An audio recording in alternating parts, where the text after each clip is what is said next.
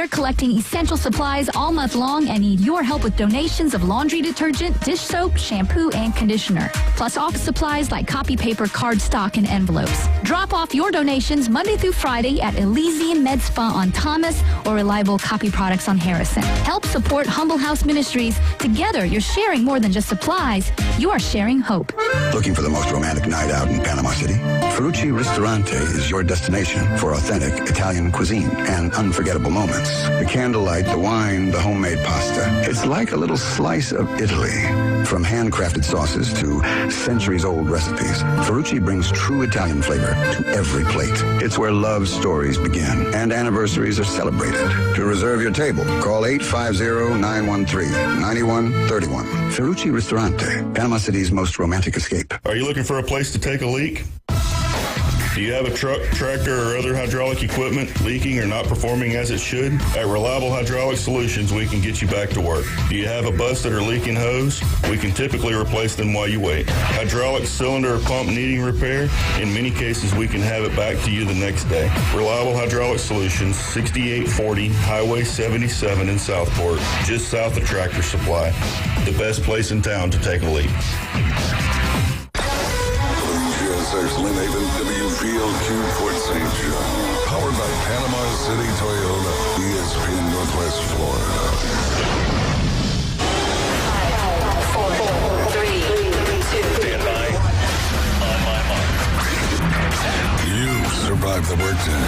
Now survive the truth. Don't you want to have the best 12 teams in college football playing each other? It's time for the hardest hitting 2 hours on the Panhandle. I love it. You're coming through. You got it, baby. Now into the huddle with Paul Wilson on the Sports Blitz. It is a joyous day. I love your show. From the Emerald Coast to the edge of the atmosphere.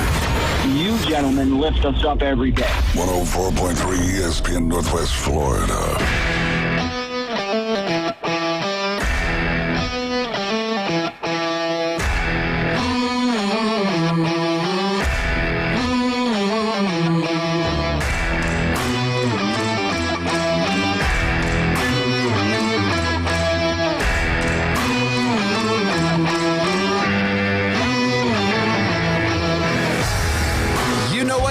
It's 4 o'clock, and you're locked in right here to 104.3 ESPN Northwest Florida. You're listening to the Sports Blitz with Paul Wilson, and we're so glad to have you here on this beautiful Wednesday right here in the Panhandle. Partly cloudy, a little bit of wind, but who cares? It's still better than snow or cold. But we're glad to have you joined in here with us today. Got a lot of stuff on the docket. As always, on a Wednesday, I got Tennessee Brandon in the building. Brandon, how you doing today, my friend? Doing good, Paul. Glad to be here. And you are wearing your Tennessee baseball jersey. Yeah, we're 3-0 right now, climbing the rankings, trying to catch everybody else, so we're going to see. And as always, on a Wednesday, you got Jeffrey in the building wearing his Coach Saban LSU shirt. How you doing today, Jeffrey? I'm doing pretty good. I wonder who Tennessee's trying to catch in baseball. There's a few of them, but we'll catch them all. Don't worry. We're averaging like almost 13 runs per game right now, and we're not 3-0. We're 4-0. And we got a game tonight. So if you're averaging 13 runs per game, that means you scored 52 runs. 50, actually it's 51, almost. 51 I said runs. Almost. So 51 runs. 4 games. In 4 games, yeah. And y'all played Baptist International, Long Island International, the women of the Who did we kill softball league, and then the co-ed from Bay Counties. No, right? I believe we played 4 games in 4 days, and it was Milwaukee in a 3-game series, University of Wisconsin, Milwaukee, and then who was Yeah, ahead, keep going. And then I can't remember if it was Nicholls State or who we beat, but it was we had a 4th game. So are they Division I? Nicholls State? Yeah, in baseball, yeah. Absolutely. Oh, they're good. They're top notch. Nicholls State. Well, I mean, Southland Conference. I mean, it's nothing. You know, it's like one of those conferences. You know, never heard of the Southland Conference. Well, that's too bad because McNeese State's won in. It sounds like a bunch of quality college games, football, quality a national title. I didn't know if you knew that. In the Southland Conference, McNeese State. They won the national title in the 90s in football. 30 years One ago. AA. Yeah, it's been about 30 years, probably. Yep. I'm just making sure because when you speak of the 90s, you always act like it's like last week, but It it's was. not. It was It's last not. week. We're gonna have to get Who was you evaluated. somebody came out in the news, and they said the guy was 48 years old, and it just blew my mind that somebody was that I thought was like so much younger. And Floyd Mayweather. That's what it was. Oh my goodness, that's Bone Crusher's favorite. Yep. So speaking of Bone Crusher, how you doing today? Good to see you. Good news. Manny Pacquiao just announced a fight in April. There you You're kidding me. Oh wow. Yes, get excited. Well, the thing is like that's what Manny does though. Whenever everybody tries to bring up Floyd Mayweather, Manny somehow comes up with something else to trump him. I mean, you could watch the Manny Pacquiao fight, or you can watch LSU play Nickelback. I don't know. Nickelback. It's going to be the same outcome, 34-0, right? So, but actually, we ruled out one of our games versus Milwaukee. Yeah, 21-7. But I mean, you beat Milwaukee 15-5, 5-3, and 21-7. So 21-7 in 7 innings. Yeah, that's 3 runs per inning. Boom. Yeah. Are you really getting excited about beating McNeese State in baseball? Is it? No, it's not McNeese State. No, it's Milwaukee, and you've played Kent State. Oh, Kent State. You played Nichols, the team that Tennessee played. Tonight. We played them tonight. You played tonight. Yep, tonight. Yeah, tonight. We have a 5th game. But am I getting excited for beating Kent State, the Golden Flashes? Heck yeah. 10-7. 10-7, yeah. But that 21-7 is ridiculously stupid. Yeah. Well, I mean, so let me ask you a question. I'm going to give you 3 teams who are possible to repeat. You ready? Mm-hmm. The LA Dodgers. Yeah. LSU baseball, right? Mm-hmm. And Oklahoma City Thunder. Where are you going to rank those 3 teams? Who has the highest possibility of repeating, like right almost now? I mean, because this is between now and June, right? Mm-hmm. Yeah. Who's got the best odds? Dodgers. Thunder. Dodgers? Okay. For sure. Not And LSU then LSU, and then Oklahoma City. I'd say Thunder. Oklahoma might even have the second best. For LSU. Yeah, just because of the playoff format, and it's just it's a tough. harder. It's tough a to harder repeat thing. in college baseball. College is a little bit harder than the professional sports to me. Yeah. I think so. But I'm going to put LSU above Oklahoma City. I think Oklahoma City has a really good shot at repeating. Well, I mean, you wouldn't be a fan unless you did. So, I mean, your bias, your bias precedes you. No. My bias does not precede me. You just got excited about beating Milwaukee. 21-7 in 7 innings. Yeah. You're like, whoa, that's 3 runs an inning. Dude, that's crazy, man. I mean, we're hitting it hard.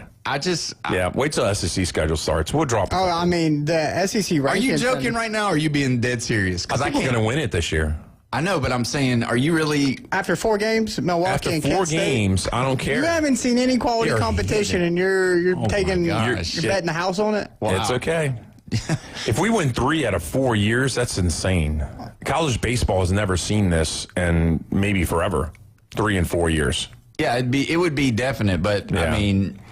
It's my only sport, guys. Gymnastics is like, So is LSU a baseball school? That's going to be the question. Sure, let's do it. So let's go into it a little bit. I don't know if you heard this or not, but I wanted to share this before we get into some of the local stuff. Talking about LSU, how about this for the LSU fans?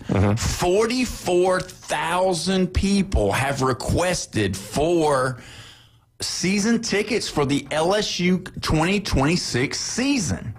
How does that make you feel? Because that's a lot. That's a bunch. That's a 44,000 people are asking to be on the list to be able to be considered to be able to get LSU tickets. And I said it's not a national championship year either. Yeah. Because of the schedule, and we don't have the horses yet. But they're excited about it. He did really good in the portal. He did really good. Yeah. And I mean, out of all of the teams that are in the SEC, where would you rank LSU as far as in the portal? Because they really did well. I mean, they're better than Alabama in the Top portal. 3, I mean, for sure. They're better than Ole Miss in the portal. They're better than Tennessee in the portal. They're better than Florida in the portal. Miami's in there. Well, I'm talking about just the SEC. Oh, just SEC? Oh, Yeah. probably number one. I would say if they're not number one, I think Texas and LSU are tit for tat right there. I think they're the ones that you got to look at that's going to be pretty close. Now, as far as nationally on the whole spectrum of it, I mean, you got to look at Indiana, you got to look at Miami. Those two because of the quarterbacks coming in, which that's really what drives it. So that's what winning does for you. Yeah, and that's what everybody, would we ever thought that we would have lived in a society in college football where everybody is going after a starting quarterback to be their starter for the following year in the transfer portal? Well, we've never done it before this way because of you used to have to sit out 1 year but if you were transferring. So that's one thing that they took away. Yeah. And so with that being said, do you think we'd ever be here right now? Because I didn't ever think we'd be right here right now. I thought, okay, we're going to pay the players. That's cool. Never did I realize that you would have what went on at Washington, what went on with Miami and Duke, those type of things. And then with it coming out that, you know, Indiana has all of these transfers and 62% of their starters were transfers, and then they go and win an undefeated season and win the national title. Now what does everybody do? That format. Yeah. Everybody's going to that. Who would y'all rank as the number one quarterback transfer with the coach that's coming into this season? Would it be Leavitt and LSU, or would it be Sorensby and Texas Tech, or would it be? I think you got to put Hoover up there as well with what Cignetti's been doing and what you've seen him do with Mendoza. Yeah. I mean, I would just keep an eye on that. I mean, is he a quarterback guru? Is he able to, you know, be able to get Hoover to turn the leaf over and perform as Mendoza did? I mean, well, we'd have to see there. Is Mestamaker and his coach at Oklahoma State going to, you know, be able to duplicate what they did at North Texas? No. You don't think so? No, it's well, it's not. Different league. I understand that, but don't think that it's going to be a whole lot of defense being played in the Big 12. Or they're not going to be playing a whole bunch of defense. I would not even put the Indiana combination in the top 5. And actually, I'd probably slip right in there at 5 is the South Florida quarterback. Didn't he go to Auburn? Yeah, he did. Boom. Top 5. You think so? Yeah. I mean, Miami, LSU, and Texas Tech are probably the top 3. Yeah. Yeah. Well, now the top 3 spot, or you think that they're going to perform? They're going to be some of the top 3 quarterbacks next year. I thought that's what we were talking about. No. Like the situation that these transfer quarterbacks are being put in. No, he said the combination of, you know, the high expectations of a coach and then also the quarterback that's coming in. So it's not just on the quarterback and how many W's you get, but it's kind of like, you know, you're looking at it and you're like, oh, that sounds like a winning combination, and they can make it to the playoffs. Well, I stand by my Indiana decision then. Yeah. Okay. He's still staying with it. Because TCU, he was good. I mean, that guy was good. Yeah. He was good. And then you're not winning a national championship and getting rid of your Heisman quarterback to get a quarterback in there that's going to be any less inferior than what you had the year before. So, I mean, the expectation is going to be the same as it was last year for Cignetti and the new transfer quarterback. Yeah, that's the problem with expectations, though. Yeah. Is they usually aren't met. Well, everybody wondered if it was going to be, if they were going to be able to win with no expectation. The Illinois win and the Penn State come from behind win really put Indiana, everybody's like, oh, wait a minute, maybe they are for real. Yeah. They had that, we don't really know if they're for real due to the Big Ten scheduling that we talked about yesterday. We sat in there many a weeks. You know, I remember the week of the Illinois-Indiana, and I verbatimly said, I don't believe in either one of these teams. I said, I don't really know. And he was all Illinois. Yeah. And I was. Killed him. Yeah. They curb stomped them. It was like 62-3 or 7 or something. So, yeah, I mean, I think we were all wrong on that, but you're right. The expectations have changed. You know, the fan base and the nation has now seen what Indiana can do with these transfer quarterbacks and their transfer players. You know, winning a national championship, they're not going to want to, you know, not get that far next year. You know, so they're not bringing somebody in and paying them millions of dollars to take a step backwards. And we haven't even talked about one thing. The Sun Devils might be the minor league team for LSU because this is the second quarterback we've gotten from the Sun Devils. Yeah, that is true. And the other one got a Heisman. Yeah, the other one got a Heisman, did not win a lot of games, He won 10 games and made the SEC championship. Jaden Daniels. Jaden Daniels did in his first year at LSU. He played 2 years. Okay, but his Heisman winning years. Heisman winning year was the next year. But they went 10-2 and made the SEC championship game and lost to Georgia. We're going to go to the Red 70s text line first before we go to the Red 70s phone line. Typical delusional overreaction LSU fans, almost as bad as Tennessee fans. Hotty toddy, Waylon. See, here's the thing, though. You know, and Tennessee can just sit out this one, okay? Florida's so happy that it's basketball season. Oh, my goodness, the Gators are so good at basketball. But there's schools like South Carolina and LSU and Ole Miss and Mississippi State. They're happy it's going to be baseball season soon because they want to forget about basketball right now. Yeah, that's true. Yeah, you want the overreaction? It's because we have a horrible basketball team. That's true. And we just want to move on at this point. And that's how some teams were at football this year. Yeah, another Red 70s text line said, Miami signed a 5-star kid that can sling it.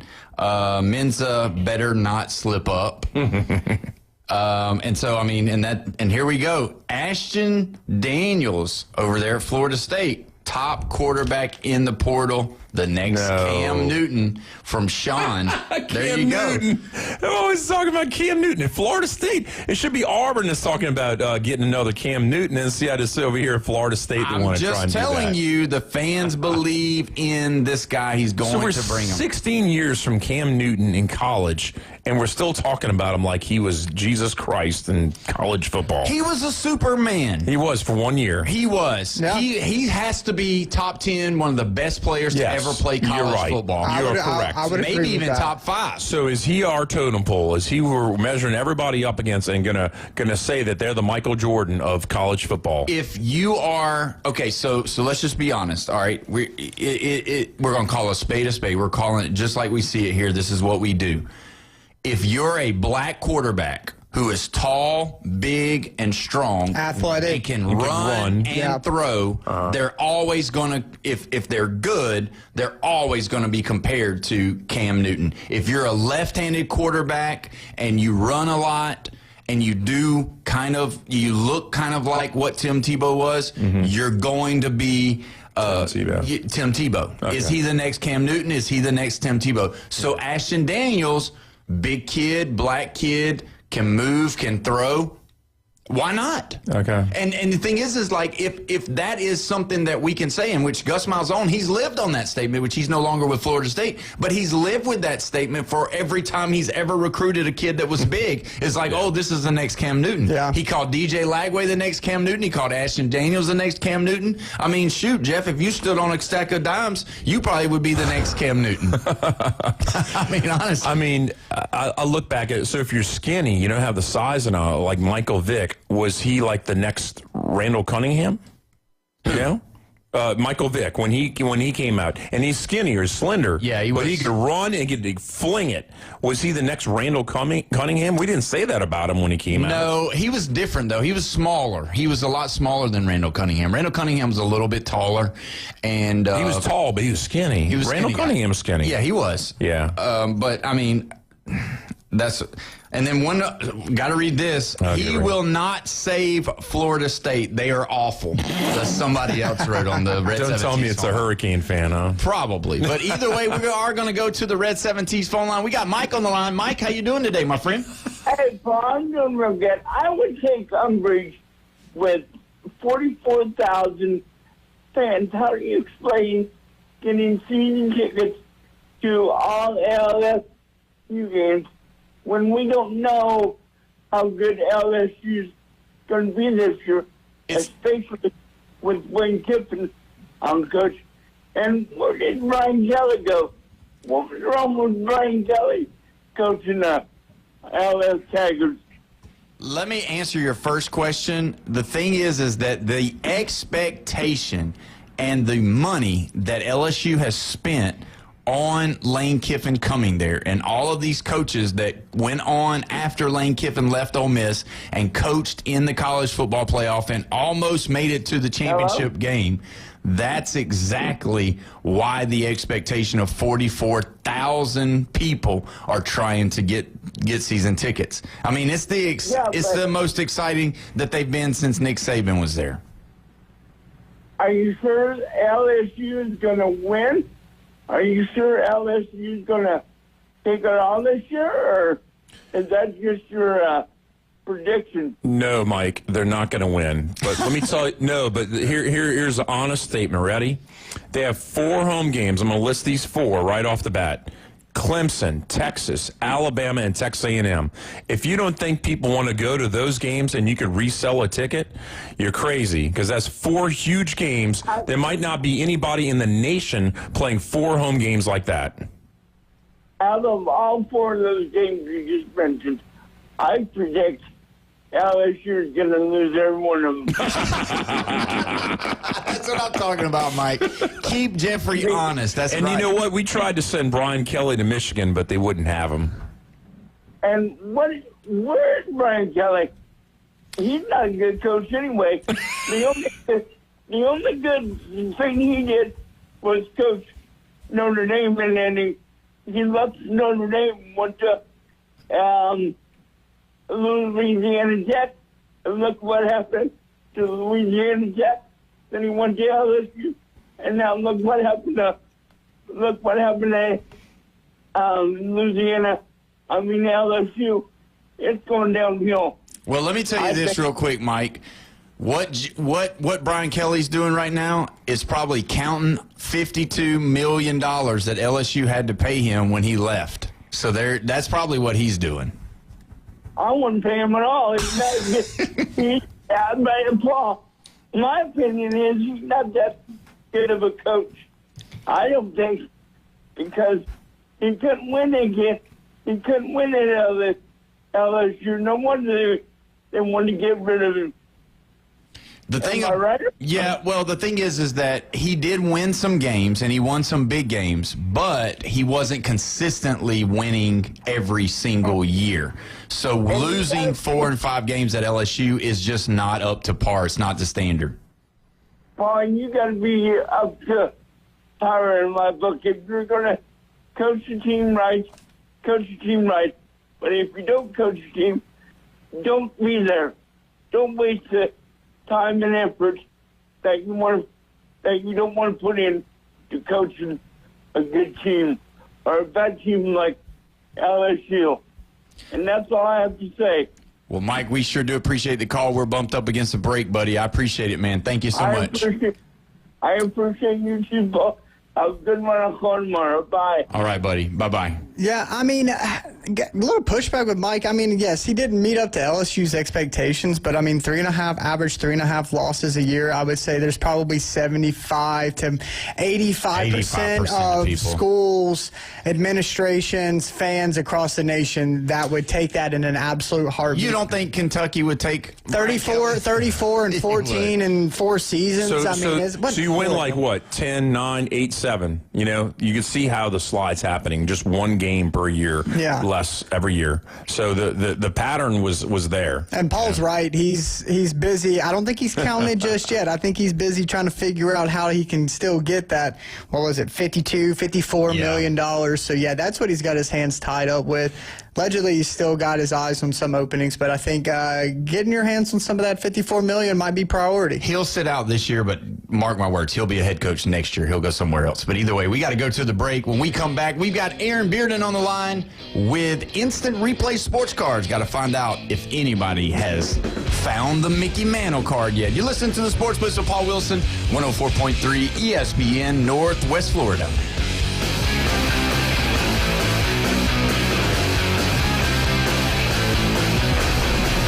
Get in the game. Call or text us now on the Red 7T studio line. 850-215-6290. Take ESPN Northwest Florida with you everywhere you go. Anytime, anyplace, anywhere. The sports talk and live play-by-play doesn't have to end when you get out of the car. The ESPN Northwest Florida app streams your favorite sports talk hosts and the biggest games in ultra-high fidelity. This is of utmost importance in travel. Take the sports talk monster with you anywhere you go. Available for Android and iPhone. Use it anywhere or any place.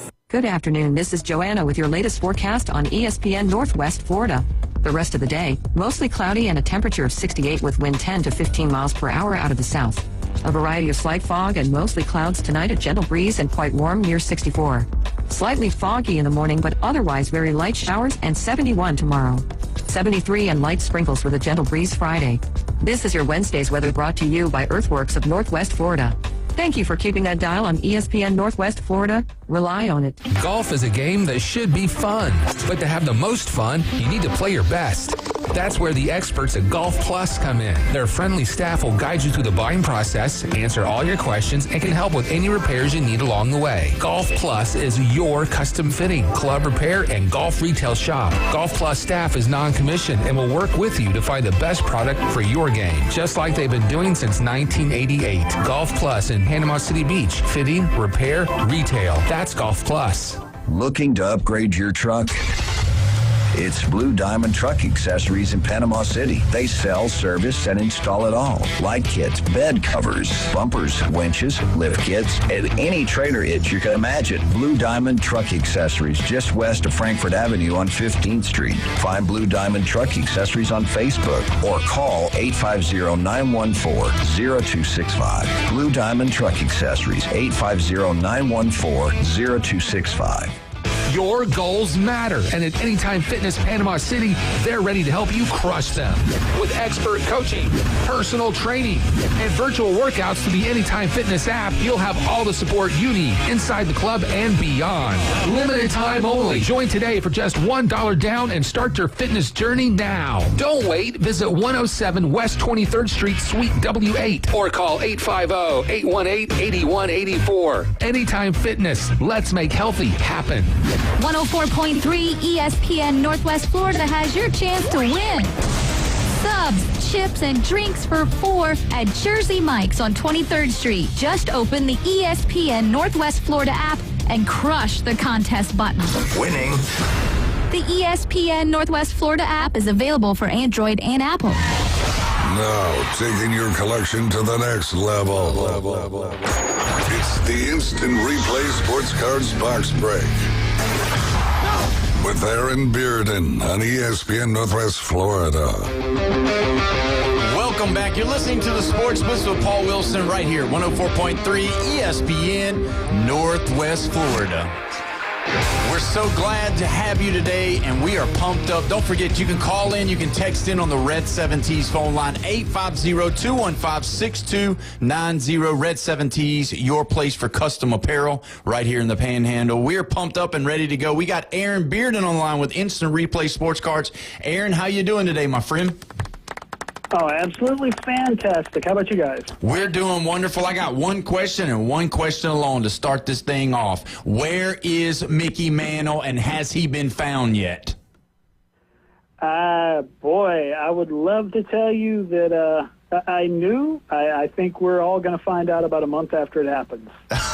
That's right. And so has there been any information about it as far as to what graded card it's going to be? Because I know that you had said that it was probably not going to be, you know, a real high graded card because not necessarily they're available or that they have any, except for maybe I think 2 or 3 you said that were above 8. But do you know, have you heard anything else about what it possibly could be with the grading? I have not. I haven't heard any details from Topps on that. I've heard supposedly they took like the 75 sort of quintessential Topps rookie cards, and they're going to be spread across Series 1, Series 2, and Update this year. So I'm guessing 25 in each, and it sounds like they put the Mantle in this first product. Hoping that's the case because they sure got everybody hyped up for it. Well, let me ask you this: did you get boxes there, and do you still have some? And if so, have you had anybody open any good cards yet, or any kind of specialty stuff? Yes, and yes. We've been seeing some amazing hits come out of Topps so far this year, much better than previous years. Actually, just a couple of days ago, we had a young man in the shop who had saved his money up, came in with his dad, and purchased a hobby box, and he pulled an on-card patch auto dual number to 10 of Reggie Jackson and Mike Trout. Oh, wow. Wow. It was a super cool card. He was so excited about it. Oh, I bet. So, do you know how much that card runs? or is because it's so new? Probably hard because it doesn't have a lot of comps. So when a product first comes out, obviously it's out of 10, he just said. So there's only 10 other cards, probably just come out. So for those other 9 to be pulled and one of them to be sold, it's hard to get a comp. I mean, unless there is another previous year, I would assume, with Mike Trout and Reggie Jackson on it with a dual auto to get some kind of similar idea. It's probably, right now, I mean, you could list it for whatever price you wanted to and somebody may pay it, but until there are some comps, it's probably hard. Wouldn't you say, Aaron?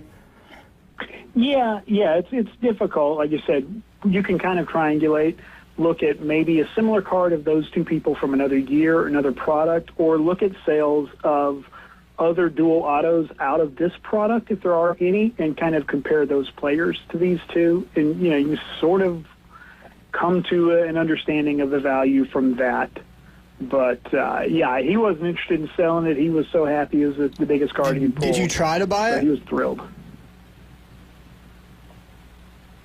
He didn't hear you. Aaron, did you try to buy the card from him after he pulled it? Did you mention if he's interested in selling it, or? No, he was so happy with it. He was already talking about where he was going to put the card at home. That's awesome. Yeah, I don't want to rain on the kids' parade, no doubt about it. Yeah. But.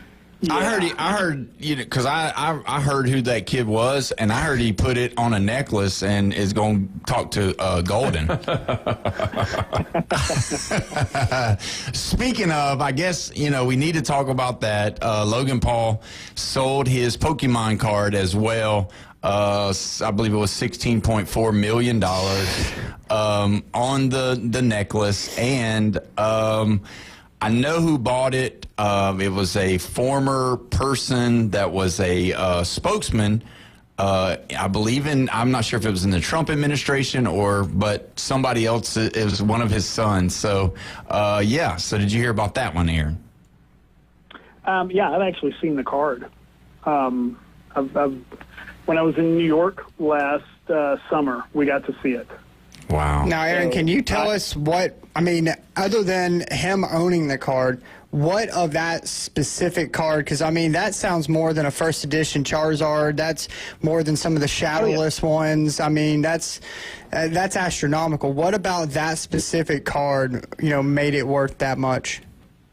Yeah, to be honest with you, I don't know the Pokemon well enough to know why that won, because what I've found out from asking people, it's not like it's the only one in the world. They are limited. It may be the only one that got that grade, which, that alone, then you couple that with the pedigree of, being owned by someone well-known, and it's just the hype around it. That may be enough to do it. I don't know. It'd be interesting to see if the person who bought it could ever sell it for any kind of profit.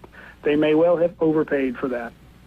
Yeah, because I think he bought it for way less. I think he was in the $4 million range. So, he definitely is a businessman and pushed it and made it to where, because I think he ended up making $8 million on the card once it all the stuff was said and done. Will that pay for broken jaw surgery? Ooh, his brothers? Yeah, probably so. Yeah. I'd say so. I'd say that's probably going to get his brother's jaw fixed pretty good, which I don't know if he even shares his money, because those boys are definitely wealthy. So, yeah, no doubt. But let me ask you this, Aaron. What do you got going on? Is there anything coming in the shop new this week? Yes, Stadium Club Baseball just came out today, which is always a fun one. For anybody who's collecting, like back in the 90s, you remember Stadium Club, that amazing photography. I don't know how they keep pulling that off. It's pretty incredible. They just somehow get just better shots than what they use for the other products. Cards got a real nice coating on them as well. They look very high quality. So, yeah, Stadium Club came out today.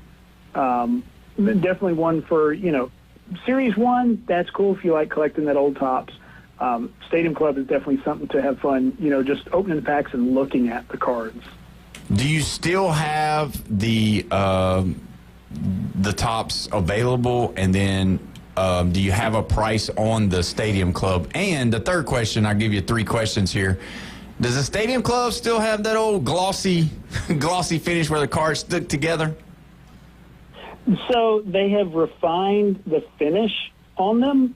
They don't stick together like that now. So that's definitely a huge improvement. They just look a little bit better than the other stuff on the market. I don't know what it is. A different kind of coating than they use for anything else. Topps just put out Museum Collection a couple weeks ago. It's a higher-end product. To me, those cards don't look just as good as the regular Stadium Clubs. So I don't know what they're doing with it, but it looks good. But, yeah, we got Series 1. We got Stadium Club. We got all the hobby variants of that. There's some stuff you'll see in Walmart and all that that's not hobby. We don't carry that, and part of the reason is we don't go to Walmart and raid the shelves and then bring it back to our store and resell it. If Topps isn't going to, make it a hobby thing, we're not going out and trying to pull it out from under, regular customers that want to go to Walmart or Target and get some of those products. So, Series 1, we got hobby, we got jumbo, we got the megas that came out today, we've got the value boxes, all that kind of stuff. What's the highest end of that on the Series 1? Is it it's the Mega, right? Jumbo. Oh, is it the Jumbo? And do you know what the price is on that right now? Jumbos are somewhere around about $280 a box. Okay. I've seen them creeping up to like $300 online. Would those be the ones that are going to go up? Okay, yeah, that's what I was going to ask you is will, like the Topps Chrome, they go up? I just wondered if these boxes would go up. They certainly can. A lot of that's going to depend on the rookies in the product, how well they perform, more so than like those individual hits. Like if nobody finds that Mickey Mantle for a while, that's not necessarily enough because that's just one card. But if one of these rookies, Jack Caglione or something like that, just comes out and tears it up, then anything with their rookie card in it's going to start going up for a sealed product. I got you. Aaron, man, these are Ohtani cards. They're off the charts. Even during off season, baseball season's getting ready to go. Kind of a twofold question here. Do you foresee the Ohtani cards continue in the climb in the market? And two, do you see this market as more of a collector's market or an investor's market? Okay, so I got the first part was, do I think Ohtani's are going to go up? The second part, I think we cut out a little bit. Yeah, so the second part is the market, the card collecting market, the sports card market in general. Is it more of a collector's market or an investor's market right now? I got you. So as far as the Ohtani's, it's going to be just based on his play, what he does. He continues playing at that Ohtani level. Yeah, they'll keep going up. Surely there's got to be a ceiling for everything. What I was thinking. You would think. But, if he comes out and he has another MVP season, there's no reason they won't go up some. I think everybody's already aware of what he can do and, the level of play. So it's not going to, I don't think they're going to just, double just because he has another good year. They've already kind of gotten to that level. But, yeah, they'll keep going up. He's a solid investment. If he can stay healthy, why not? As far as it's a card market now, it's like a collector thing or, an investor thing. I think there are so many different facets of the hobby. There's room for everybody in that. Okay. If, the guys who want to get in it short term and flip cards and, all of that, and there's room for that. I think that causes a lot of damage in the hobby, but there's room for that. If you're somebody who maybe likes some older cards or you have just a favorite player you like to collect, do that and don't pay attention to all the other, the hype stuff. Don't get caught up in that. Just collect your things, stay focused, and, there's plenty of room to do that as well. Awesome. Yeah, man. Thank you for answering those. Aaron, give us some of your special stuff that you got going on this weekend so that people can know where to go, because this Saturday is supposed to be a pretty day, so I'm sure there's going to be an opportunity going on over there at the shop. Yep. Are we there? Yeah, can you hear me? I feel like I'm going through a tunnel. Yeah, Bone Crusher's trying to make it difficult for us today. He didn't like what we were talking about with Georgia earlier because we didn't mention them. Can you hear me now? A little bit, yeah. Yeah, it comes and goes. What you got going on at the shop this weekend? I got you. So this weekend, we got that regular kids club. We got the breaks on Saturday. The big one, Saturday night, we got Topps Rip Night, sponsored by Topps. Going to be a lot of cool things going on, a lot of cards they're making just for this event. You cannot get any other time, any other place, any other event. We've also got a really fun little opportunity, something Topps has sent us to set up for people to kind of create a little memory.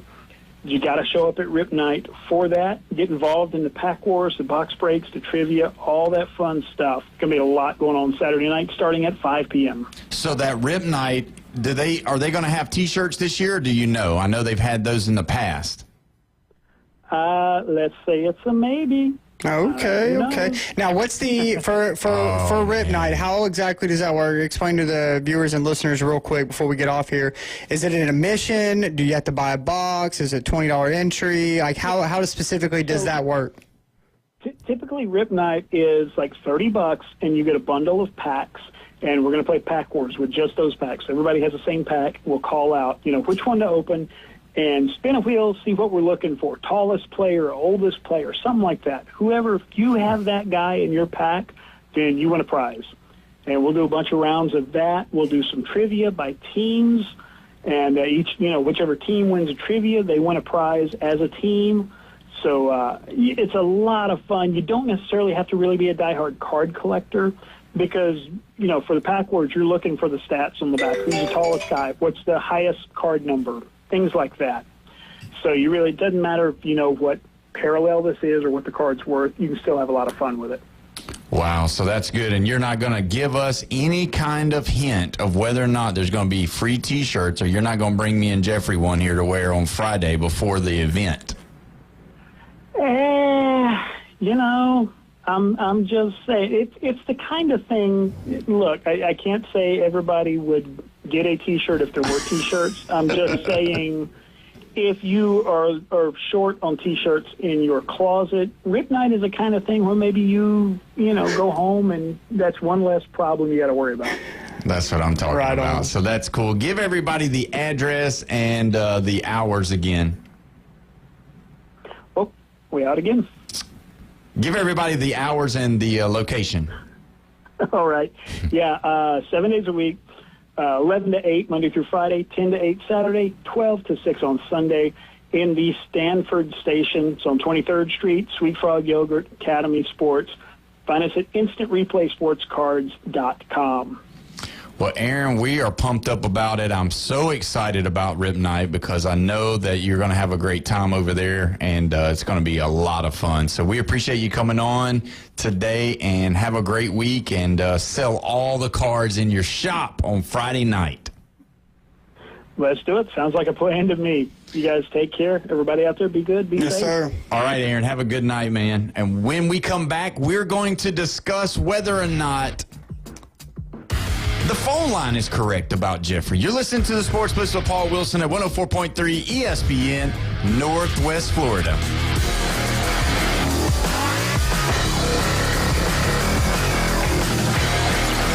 Reach out and smack someone. Call or text now. 850-215-6290. The Red 17 Studio Line. ESPN, Northwest Florida. The Sports Blitz. I think Arch Manning's in the wrong situation anyway. I don't think Texas is a good quarterback coach, but these kids are too small these days, these quarterbacks. They got to get in the weight room and they got to bulk up. It's not the steroid age anymore. I understand everything, but if we get another fan in the SEC, it's over. He will eat your lunch all day long and make you pick up, pull your britches up, and tie them up yourself. The Sports Blitz. Live and local, weekdays, 4 to 6. ESPN Northwest Florida. Coin and Bullion Reserves is now Coin and Bullion Reserves Fine Jewelry, a new name that reflects what we do best, fine jewelry and diamonds. Same trusted service for over 50 years. Coin and Bullion Reserves Fine Jewelry at 15th Street and East Avenue. Coin and Bullion Reserves is now Coin and Bullion Reserves Fine Jewelry, a new name that reflects what we do best, fine jewelry and diamonds. Same trusted service for over 50 years. Coin and Bullion Reserves Fine Jewelry at 15th Street and East Avenue. This is Patrick with Turf Pro Pest Control. Do you want a great-looking lawn? Call Turf Pro. We will come out to your property and make a customized plan for your lawn. Then we will do the most important part, execute that plan. Turf Pro is a locally owned and operated company. We take pride in making your lawn beautiful. Call Turf Pro. You will love your lawn. The blue and yellow trucks make your lawn green. Find us on Facebook at Turf Pro PC. 104.3 ESPN Northwest Florida gets results. Here's Brandon Strickland from Recommended Collision Center, Jinx Avenue in Panama City. At Recommended Collision Center, we're all about taking care of our community. And advertising on 104.3 ESPN Northwest Florida has helped us do just that. Social media ads were getting stale, but the Sports Blitz with Paul Wilson gave us a fresh way to reach local customers. We've seen more vehicles coming in for estimates, more phone calls, and more people recognizing our name. It's been a great partnership for our business pairing up with 104.3 ESPN Northwest Florida. To see how 104.3 ESPN Northwest Florida can help grow your business, go to ESPNPC.com and click the contact button. Get your message heard and cut through the clutter. Go to ESPNPC.com and click the contact button.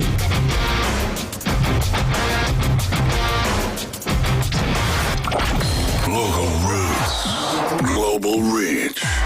Working it from three. The Sports Blitz never stops.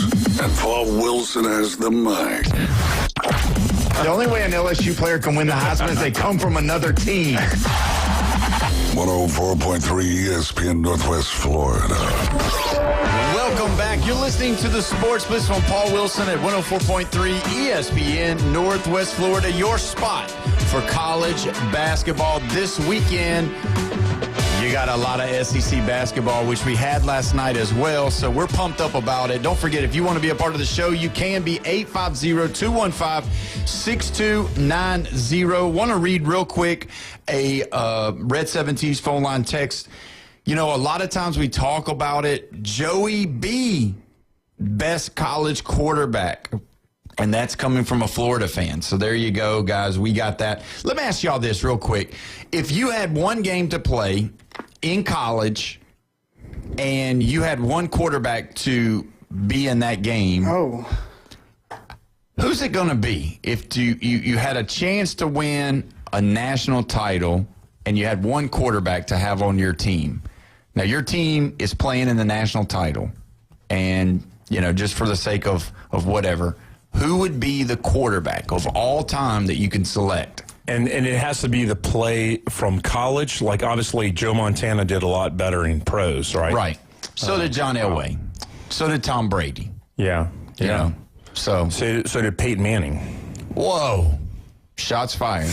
You know, you got the rings. But the effect that Peyton Manning had on the University of Tennessee was far more greater than his win-loss record at Tennessee. Agreed. Mm-hmm. Yeah. Because had Peyton not came to Tennessee, made Tennessee more relevant, T. Martin wouldn't have come in and won the national title. He helped out the recruiting. Yeah, 100%. Peerless Price and all those guys. Aftermath. Yep. All right, so Jeffrey, you want to go first? Oh my goodness! Age before beauty. I can't even think about. I mean, of course, there's a couple players that come to mind actually before Tim Tebow, because Tim Tebow is probably a top 5. Yeah, that was like top 2 or 3 for me, just because of the. And it sucks because he's a Gator, but it was more so the leadership factor. It's going to be crazy because you might not agree and might not even have this guy in the top 5 is Vince Young. But I'll put Vince Young right behind Cam Newton. I'm trying to think of who else I would even put in the top 5 with those 3 guys I just named, though, because Tim Tebow is the top 5. And what I want to make sure you understand is that we're talking about clutch. Yeah, well, Vince Young is about as clutch as possibly happened because he came back and beat USC. Deshaun Watson was a comeback player, right? Yeah. I mean, Trevor Lawrence didn't need to. I mean, if we're talking about clutch players in the moment, players that are built for the moment. One game, if you can have one quarterback. I might even put old Johnny Manziel up there, old Johnny Football. No. That boy played lights out when it meant the most. In one game against Bama. Hey, look at us. Seriously. One game. It was only one game. That was it. It might be the game I need him. Yeah. So, Jeffrey, who's your pick? Oh, my goodness. I'm going to have to go Vince Young. Vince Young? Yeah. Okay. I'll go with him. And I don't like Texas, just to be honest with you. Yeah, I know. But it's completely unbiased. Yeah. I mean, if we're going one game, I mean, I would say it's got, and it hurts me to even say both of these guys, but it's got to either be Tim Tebow or Joe Burrow during that crazy statistical year where he was throwing for 4 to 6 touchdowns a game. I mean, of course, he did have perennial perimeter players, but I'd probably have to say Tebow. Just the pure leadership, the clutchness. I watched him beat Tennessee for 4 straight years. Yeah. It was phenomenal. But again, a guy with amazing talent around him for 4 years. I think Burrow only really had to, that season, not talking about the previous season, because he played 2 years at LSU. Yeah. I think there was only one time where we had to come back, and that was Clemson National Championship. But the closest game y'all played that year was Alabama. By 5-point win, yeah. Yeah, and if Tua Tagovailoa wouldn't have been hurt, there's a big difference in that game. He went out early. But y'all trailed. We trailed, but he had us going, but he was limping the whole time before he had his We had y'all by surgery. 2 touchdowns. So the same thing with Texas Longhorns in the season opener. We had them by 2 touchdowns most of the game. Christopher Multiconte on Facebook says that Brock Berlin was clutch with Miami. So there you go. We're going to go ahead and go to the Walsh. We're going to go ahead and go to the Red 17's phone line. We got Big Nate on the line. Big Nate, how you doing today, my friend? Driving live in Southport again, man. Just got off of work. Heard you guys talking about college football quarterbacks. That is correct. So there's a couple. If I was to go with my personal choice, it'd probably be Ryan Leaf. Because at the time, I don't think any other quarterback in his class could really match up with him. But if I was going to go with somebody tried and true here in Florida, because I'm trying to become more Floridian, I gave him some knocks the other day, but Tim Tebow was probably one of the best college quarterbacks I had ever seen in my life. Yeah, Nate, not just best college quarterbacks, probably one of the better college football players in general over the course of our lifetime. Yeah. Yeah, no, we got to give Tebow his due. I mean, he was just phenomenal. And, we have Stephen Harris from Florida, that championship team that calls in and is a guest a lot of times for us, that was the star of Netflix. He says Tebow was phenomenal just to play with. And, with a guy that knows, he knows. And so that's the deal with Tebow. But, that's what I had to offer you guys. Like I said, I'm trying to fit into this Florida dynamic. Well, we appreciate you, Big Nate. I think you picked a good one. So you and Brandon going Tebow, and Jeffrey, he went Vince Young. So I'll let you hang up, and then I'll tell you who I'm going with, and you're going to be shocked. Oh, really? Okay, I like that. It's probably Warren Moon, right? I'm not that old. That's Jeffrey's age group. All right, but either way, you got to think. All right, think about starting quarterbacks. Think about, did Vince Young play anywhere else? As far as, did he play the year before? Was he the starting quarterback the year before? Yes, he was. Did he lose? No, he won in the Fiesta Bowl versus the Michigan Wolverines. Is a legit contender. Right, but he didn't win the national title because he had lost some games. No, but, he beat a legit team in a 5 major bowl game, and it was a comeback game. He had to come back and beat the Wolverines, and that was legit. And then the next year, that was the game where I opened my eyes and I said, wow, that guy's really good. But I knew what USC was returning the next year, and I said, nobody's going to beat USC, and then he did it. Yeah. So he didn't come out and say, I'm going to do it. He just went out there and did it. Why is it that Matt Leinart never gets the credit? The love? Yeah. Well, because he went to the Arizona Cardinals. And they're like a dud. But I'm saying, why don't we ever talk about Matt Leinart in the conversations of Joe Burrow and Tebow and all these guys? Okay, because he had, 2 or 3 wide receivers that were legit. He had Lindell White and Reggie Bush in the backfield. We're not giving credit to the Miami Hurricanes in 2000 with all the defense and wide receivers and running back room that they had. It was craziness. And then why don't we ever talk about Jameis Winston as far as when we talk about greatest college football player ever? Crab legs. He wasn't fireworks. He just wasn't fireworks. He's definitely not in the top 5. If you're going to say Jameis Winston, I'm going to throw at you out through that window right there, because he is not top 5. I don't even think he's top 10. Off the field antics as well kept him from being in. Yeah. You know, it's just a personality. I mean, it's wild. I think he has, built himself up in the NFL to where guys respect him. He's goofy as hell. He really is. I mean, eating the dubs and stuff like that. I mean, come on, bro. But nonetheless, I mean, I think the whole, what was it, the crab legs story, and was he giving them? Did he steal them? My biggest memory of him beating Auburn in the national title game was when he ran to the sidelines and told Jimbo Fisher, and he said, "Coach, they know what we're doing," but he sounded a lot more stupid than what I just sounded like. He sounded like a goofball. And he's like, "Coach, they know what we're doing because they got Doug Williams over there," you know? And I was like, man, this guy's not very intelligent. And, I don't know. I'm sorry, Seminole fans, but that's the way I see it. That's my most memorable thing from your national title in 2013. Well, Christopher Multiconte said the reason why nobody talks about Leinart is because he was left-handed. So there you go. So that knocks out Tua as well. I mean, you think about all the Hurricane quarterbacks that they've had over all the years. And I'm not even talking about Kosar and Testaverde and I think there's a third one, Kelly. Kelly. Kelly in the 80s. I'm talking about the 90s and the 2000s when they were winning games. We don't have any of those in the conversation. All the Notre Dame quarterbacks, the only one I'm really going to put in the top 10 is Joe Montana because he had comeback power. Yeah, but he was more of an NFL quarterback, though. Let's just be honest. He was good, but he was an NFL guy. Yeah. He got better as he went on. But let me tell you about his comeback potential. I think it was like the 1978 Cotton Bowl. He's playing the Houston Cougars back when the Houston Cougars were a good team. And he threw like 4 picks in the game. He was sick. Like, I don't think he had the flu, but he had a cold. He was playing under the weather.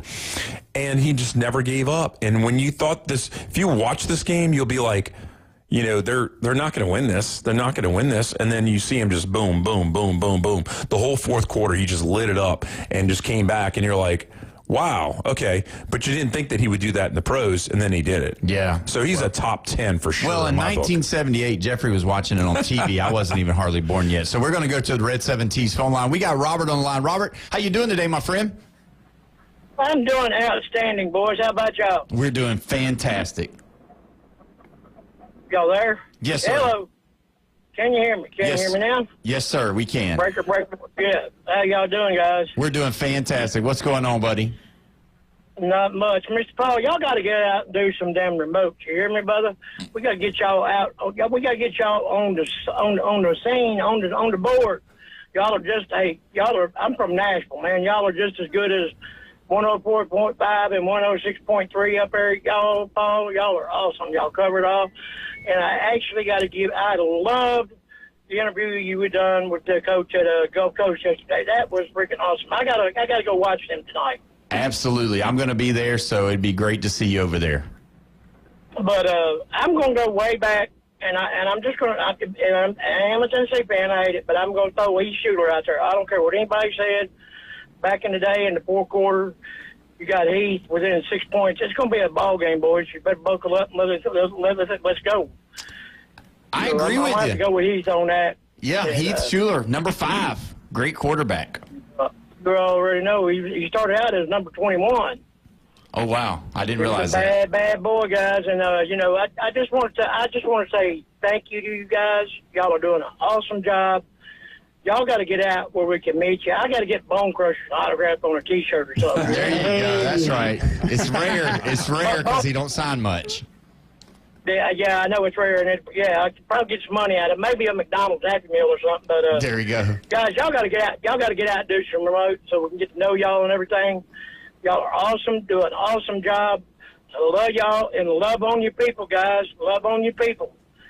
Yes, sir. Have a good evening, guys. Yes, sir. Thank you so much for the call, Robert. He's exactly right. But we're going to go ahead and take our break. When we come back, I'm going to tell you who I'm going to pick as my quarterback of all of college football. You've been listening to the Sports Blitz with Paul Wilson right here, 104.3 ESPN, Northwest Florida.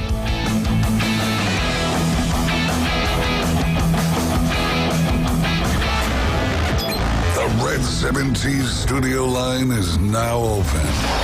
850-215-6290. Your home for college basketball. ESPN Northwest Florida. It's Auburn versus Mississippi State tonight. The Tigers are on a 4-game losing streak and looking to get off the skid. We'll have coverage from Starkville coming up at 7:30. Tip-off at 8 at the Humphrey Coliseum. Listen live on your home for college basketball on the Gulf Coast. ESPN Northwest Florida. Oh, the little guy! Good afternoon. This is Joanna with your latest forecast on ESPN Northwest Florida. The rest of the day, mostly cloudy and a temperature of 68 with wind 10 to 15 miles per hour out of the south. A variety of slight fog and mostly clouds tonight, a gentle breeze and quite warm near 64. Slightly foggy in the morning, but otherwise very light showers and 71 tomorrow. 73 and light sprinkles with a gentle breeze Friday. This is your Wednesday's weather brought to you by Earthworks of Northwest Florida. Thank you for keeping that dial on ESPN Northwest Florida. Rely on it. Are you living with chronic pain, anxiety, or sleepless nights? You don't have to just get by. You deserve to thrive. At Thrive Alternative Medicine on Panama City Beach Parkway, Dr. Laughlin and counselor Suzanne Clark provide a compassionate path to relief. From medical marijuana card certifications to professional mental health counseling, managing conditions like PTSD, chronic pain, and the complexities of cancer. Book online at thrivealternativemedicine.com. thrivealternativemedicine.com. Find the relief you deserve. Are you ready for another historic season at the bank? It's time to lock in your seats for 2026 by placing your deposit now. Next season will be played at Everbank Stadium, but seating capacity is limited due to in-bowl renovations, and spots are going fast. Don't miss out on your chance to see the season's biggest matchups and highlight real moments by placing your deposit at jaguars.com/tickets or by calling 904-633-2000. Go Jags! WGSX Lynn W Field, Port St. Joe. Powered by Panama City Toyota, ESPN Northwest Florida. 104.3 ESPN Northwest Florida has your chance to win. Subs, chips, and drinks for 4 at Jersey Mike's on 23rd Street. Just open the ESPN Northwest Florida app and crush the contest button. Winning. The ESPN Northwest Florida app is available for Android and Apple. The pulse of the fan. The voice of the game. Maybe we should go and find another G League player to the Alabama team. We probably could win. Local and louder than ever. This is the Sports Blitz with Paul Wilson. 104.3 ESPN Northwest Florida.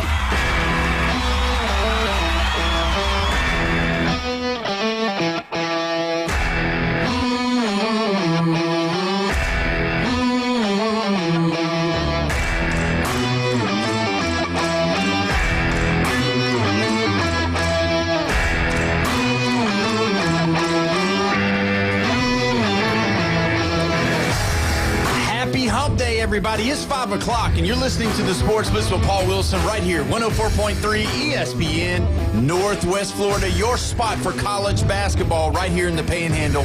We're so glad to have you joined in today. You made it through another happy hump day, everybody. You want to be a part of the show, you can be 850-215-6290, the Red 7T's phone line. Red 7T's, your spot for all things custom apparel in the Panhandle. Don't forget, ESPN Northwest Florida app. If you crush the enter contest button on that, go to your place on your phone where you have your apps, and you can get the ESPN Northwest Florida app and put in the button that says enter contest, and you can win a sub, chips, and drinks for you and 3 other guests at Jersey Mike's on 23rd Street right here in Panama City. Don't forget that as well. We're greatly joined today by Brandon, Tennessee. Brandon wearing his baseball shirt. Yes, sir. And Jeffrey's here looking close as he can to his phone just to make sure that he's not making any mistakes. And Bone Crusher, the celebrity, is in the house as well. So good to have all of you guys here. Bone Crusher will be signing autographs after the show today. So either way, $5 a piece. There you go, $5 a piece. That's a and deal. You got to bring your own pen, and you can't have a blue ink pen because we don't want any copies after it. We want to make sure we make those $5 $5 every time. And just a heads up, do not make direct eye contact with me. That's right. It's an extra look $5. away. Look away when I walk by. But either way, we've been talking about a little bit about the greatest college football quarterback, and if you had one game that you could have a quarterback, who would it be? And I'll just be honest with you guys, I don't understand that even though we talked about him in the beginning of this conversation, none of you guys took him. You got to look at it. He played junior college, never lost, won a national title. Then he goes to Auburn and wins the national title, beats my Crimson Tide. There's nobody better in college football that's ever played. I don't care how many shows he's been canceled. I don't care how many kids he's got out of wedlock and how he can't pay his child support for them. But Cameron Newton is the best quarterback in college football history. There's just, and as bad as I can't stand Auburn, I just don't see anybody else being any better. He can run, he can throw, he can win games for you. He knew how to change the calls. He was playing for Gus Malzahn, who never won again after him. And then he was playing for Gene Chizik, who never won again after him. And you can't hardly name, unless you're just this big super Auburn fan, you can't name 5 people that was on that team. Matt Leiner's team, you can name plethora of people. The Tim Tebow team, plethora of people. Not that those guys aren't great and wonderful. The Tua Tagovailoa teams, you can name all kinds of people. Deshaun Watson, you can name all the kind of people. The Peyton Mannings, you can name all the kind of people. The Johnny Manziel, he wasn't nothing without Mike Evans. There you go, I said it. Hey, who is coming back to play another year? He is. Right. So what do y'all think about that? Cam Newton, did I not lay it out there for you guys? Could you come up? You know, he didn't have Jamar Chase and Justin Jefferson on the right and to the left. He didn't have, a layer running the football. He didn't have that great defense of NFL stars. He didn't have those guys. He didn't have Odell Beckham paying us after the game with cash money. How y'all do it over there in Louisiana. But I'm just saying, Cameron Newton, best college football quarterback to ever lace up a shoe. He would win everything. Every time he played, he never lost in college. How can you debate that? Well, you had said that it was the comeback. Like who's the clutch player? Yeah, he came back against Alabama. Once, yes, that's it. Because he was so much better than everybody. Was it 27-0 or 24-0? They were trailing Alabama. I think it was 24-0. Yeah, and they won 28-27. Yeah, it was not. That's the only game. Against the great Nick Saban. Didn't they play South Carolina in the conference championship that year? Yes. Ugh. It was a terrible year. Ugly. And then they played Oregon for the championship, which Alabama was probably, that was Mariota. Mariota was there. That was a good team, but they came out duds in the first quarter. It was completely non-spectacular in the first quarter. It was one of the biggest letdowns I've ever seen in the first quarter in a national title game ever in my whole entire life. Yeah, but he was just phenomenal. I mean, when you look at him, what he did, he may have not have had the stats. I'm not even sure what his stats were, but I'm just saying, like, his best player was who? Michael Dyer. I mean, that was his running back, Michael Dyer. He had 2,854 passing yards in 2010, along with almost 1,500 rushing yards. 1,500 rushing yards. Then that's the stat right there. But what did they score on Oregon? 26? How many 27? How many touchdowns did he have that year? Give me 1 second. I'll because that's you guys. He had 30 touchdowns, 7 interceptions. 30 and 7. So that's good numbers. Yeah, that's really good. That's really good numbers. And it probably didn't have the rushing numbers. He had 20 rushing touchdowns. Cool. He had 50 touchdowns. And I know Joe Burrow had probably more. I think Joe Burrow had 55, 52, something like that. But when you look at, but the difference is that he had an extra game. Burrow had an extra game. Yeah, that's true. Because of the semifinal game against Oklahoma didn't exist in 2010. Yeah. There was no playoffs. Cam averaged 10.2 yards in the air and 5.6 on the ground every time he took an attempt. 5.6 average, just the average. Yeah, he was a walking first down. So what did they score? And he wasn't slow either. He had a 71-yard rushing touchdown that year. So when he got free, a big boy who could run. Yeah, so he was a rushing. He was a first down. Just about every every time he touched the ball. I think they scored 26 or 27 on Oregon. It was like a 7-3 halftime score, and this is supposed to be built up as some offensive just explosion, and it didn't even happen. Yeah. Big Nate is on the Facebook page, and he said Billy Joe Hobart. Hobart, yeah. Yeah, what game were you asking about in that he played? The championship. The championship versus Against Oregon, yeah. Yeah, so it was 22-19. He had 265 pass yards. He wasn't the leading rusher, but sorry, didn't need to. At least you didn't say Jameis Winston, because I would have thrown you through that window. Yeah. I love my Florida State fans, but I don't think Jameis is in the top 10. I just don't. Whoa! No, not in the country. Brandon, top 10? Jameis Winston? Probably right outside of it. Yeah, because a lot of times he did what Johnny Manziel did. Don't forget, he had a big wide receiver, Kelvin Benjamin, would go up and get it, and Benjamin was a big receiver. So he was tall. He would go up and get it. So is Peyton Manning top 10?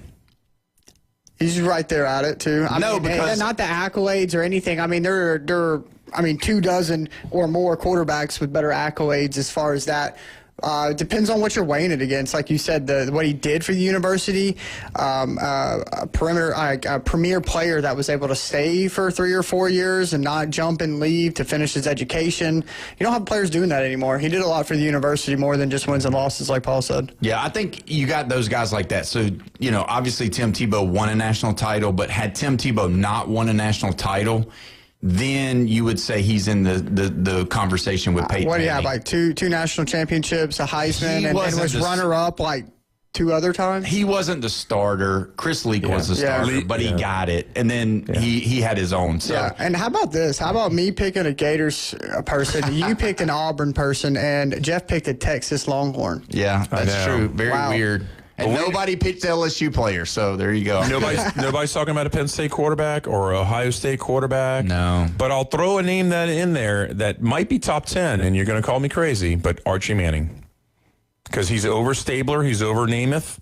I'm sorry. The stuff that he did at Ole Miss, and he never played a national title game. And that's the part that I just can't. If you can't wield your team to the national title, I just can't call you the greatest ever. I'm sorry. You're the greatest ever maybe of your college, but as far as being, if you're not winning a national championship, I just don't see you being in the college greatest of all time. You know what he did, though, He willed his team to beat their national championship, and that was against Bama when Bear Bryant was coach. Yeah, well, Bear Bryant lost a lot of games. I understand. Nick Saban lost to Louisiana Monroe, but there you go. There you have it. But I'm just saying, that's what I kind of put it on. And Big Nate wrote Russell Wilson. No, let's don't even mention his name, please. At NC State or Wisconsin, really? I mean, no. I'm out. I'm surprised that Bledsoe is not being thrown around by Nate, because he's a Washington State guy. Right. Yeah. But when you look at those guys, if you don't win a national title, it's hard to be in that conversation. Yeah, because their numbers weren't off the charts. They were great quarterbacks, but they're not the Cam Newton numbers, the Joe Burrow numbers, things of that nature. Carson Palmer probably had just as good a stats as Leinart did. Yeah. But he never won a title. And the same way with, if you look at these guys that were big, I mean, Achilles Smith at Oregon, he had the numbers. He even got drafted top 3 or 4. Andre Ware at Houston. Yeah. Oh, my God. His David numbers are Klingler. Huge. David Klingler. Huge. Chang at Hawaii. He broke all kind of records. Yeah. So really, it's more than stats. And, we could go into the fact of what player had the most impact on their team. And then you would talk about your Peyton Mannings. Yeah, that's where he would come more into the topic of conversation. Even your Jameis Winston. I mean, he brought them their national title that they hadn't had since Bobby Bowden. He brought them a lot of money, man. In Tallahassee, after they won that national championship in 2013, holy cow, with the construction that was going on around there. Yeah, that's true. Michael Vick, Virginia Tech was not even on anybody's radar before that year. Florida State at least had a title, 13 or 14 years before Jameis Winston. But also, you're right. Michael Vick, he brought Virginia Tech to the forefront. He really the national did. title game and lost. Yeah, he did. To Florida State. Yeah. Yep. But in 99. But nobody mentions Tommy Frazier. Oh, yeah. Yeah. Was it because he couldn't throw? Yeah, he just wasn't the whole team. I mean, that whole team was just crazy. I mean, they were crazy good all over the place, you know. And Florida was the main enemy at that time in the mid 90s, really. And that's, and no South Carolina. I mean, Ryan Tannehill at Texas A&M, he was okay. Steve Tannehill at South Carolina with the mullet. Yeah. I mean, no, he didn't either. But, I mean, you know, I'm going to read one of the Red 7T's text lines. Jameis was 25-1 as a starter. Put some respect on his name. Also, Charlie Ward was the most electric quarterback of his time. We haven't mentioned Charlie Ward. Didn't think about him. His time. Wow. Because 94, I want to say. He was electric. 93 or 94, somewhere around there, yeah. I mean, he could run, he could throw, and Florida State was so relevant. They were so good. Relevant. They started every year at number 1. And then they could never win it until that 1 year they finally broke through. Yeah. Yeah, but they were overhyped every year, and then they would lose a field goal versus the Hurricanes almost every year. It was like every year. And that's from Trey, but I'm just telling you, Trey, do not let. They need to get a field goal kicker. Don't let Jeff call them not relevant because they lost by a field goal to those great Miami teams. God, I mean, that's just. It was misery, though. I watched Seminole fans just be in misery from missing field goals and losing to their team that they hated the most. How about this? I bet you didn't know this. Trey, thanks for telling us this. Charlie was 92 and 93 and actually was the punter in 91. How about that? I bet you didn't know Charlie Ward could kick. And then he could play basketball pretty good, too. So there you go. So I got to see him in person. They came in to Tiger Stadium in 92, and it was not raining in the first half, but we were up 13-3 at halftime. And LSU, we were like 3-3 at the time. We were not doing very well.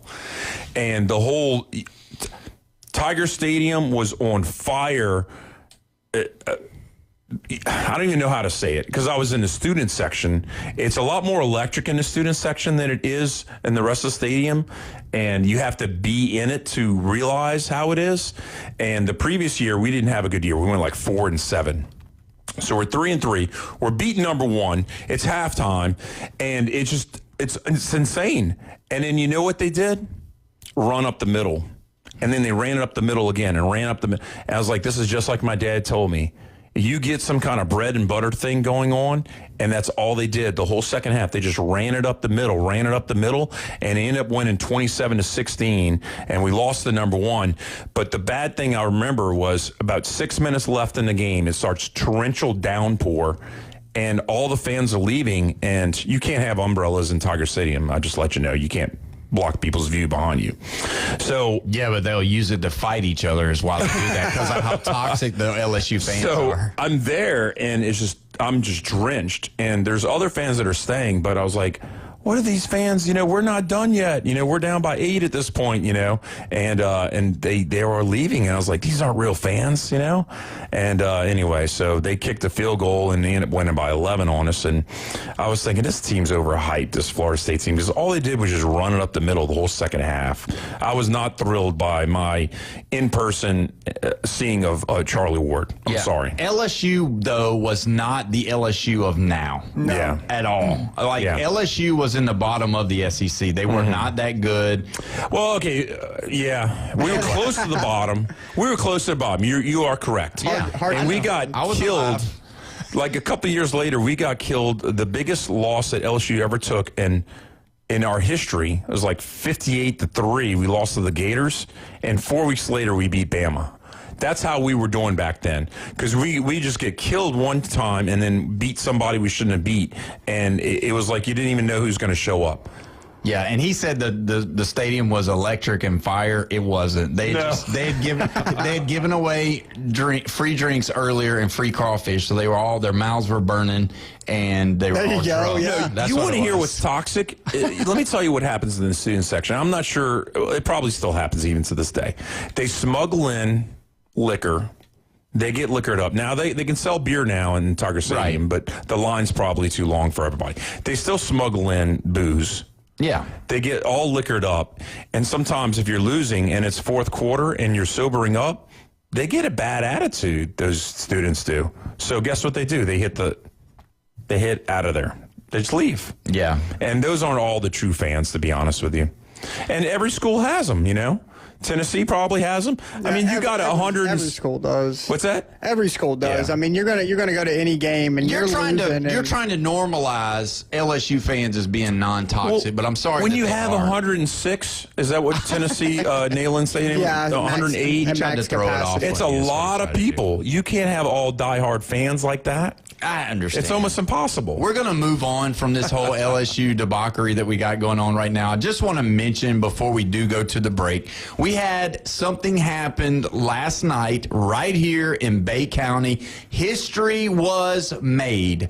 The Mosley girls flag football team played the Rutherford girls flag football team, and Mosley and Rutherford played the first game in the state of Florida for flag football. The whole state? Yeah, yes. That's pretty sweet. Wow. So, with That's that being awesome. said, Mosley girls came away with the victory 20-0. And, you know, when I referee some of the flag football, and they don't have boys and girls. They have combination. It's co-ed. And there are some girls out there, you know, because girls mature faster than boys do when they're younger. And some of those girls, man, they get around the edge and they're gone. I mean, it's just like, well, there's some girls out there that can flat out play flag football. So if you've never seen it, it's pretty cool to watch because they do the spinning and the jumping and the throwing and the catching and all that. So educate me, and you might not know it, we would have to probably look it up. Is it 7-on-7? Yeah. Or, okay. So So it's like a 7-on-7 drill. Yeah. Okay. So it's really good, though. And so I just wanted to make sure that before we took our next break that we mentioned it because that was really cool. And obviously we wasn't able to go, but it was a big deal. They play in shorts? Yeah. Just shorts, and they got the flags just like like everything just hanging. else. So but it's really cool. So it's a big deal. I believe that it's going to grow. I think that sport's probably going to be one of those things that we'll see and I know you're going to hate this when I say it. It's probably going to be an Olympic sport one day. I mean, girls sports is growing exponentially. I mean, my high school, girls wrestling, we actually have a girls wrestling team. Yeah. Whereas when I wrestled back in high school, I mean, at the lower weight classes, you would have girls on the guys team. And,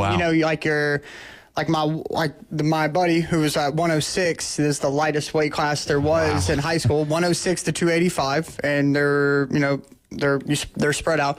You'd have girls down there, and there were girls that were pretty darn good. But now there is a girls wrestling team, and my high school, I mean, our girls wrestling team's just as good as our guys. They've won back-to-back state championships. I hear there are a couple of girls high schools that are starting wrestling programs here. Yeah, so flag football for girls. Yep. So it's growing. It's pretty cool to watch it grow, for them to not have to be able to have their own sport, to be more competitive and not have to play guys sports and to be able to compete. I think it's pretty cool. Yeah, I like it. I think flag football is a Olympic sport 2 years from now in Los Angeles. Okay, good. And it's going to be girls? No, I don't think so. Okay. Sorry. All right. Well, I mean, I'm just saying this. Maybe Shadur Sanders can start. Wow. Yeah, it's probably going to happen. I just wanted to make sure that obviously I wasn't able to get out there yesterday, but I did want to mention it. So either way, when we come back from the break, we are going to talk about the NBA, and Brendan's recommendations are going to be locked in right here at 104.3 ESPN, Northwest Florida.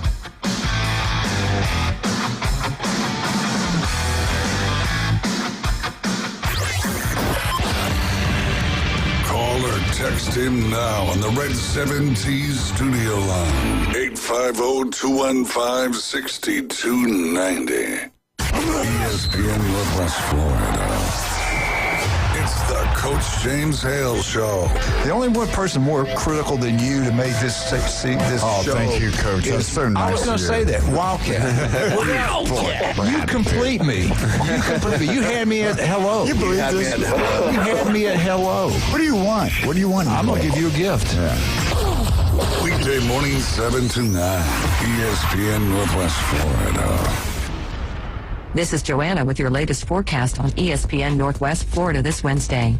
For tonight, very light rain and slight fog and a low of 64 with a gentle breeze around 9 miles per hour coming out of the south. Tomorrow morning, a mixture of some clouds and slight fog with temps around 72. In the afternoon and evening, a variety of some clouds and very light rain and a temperature near 73. This forecast is sponsored by Mid-South Lumber, the best little lumber yard in Panama City.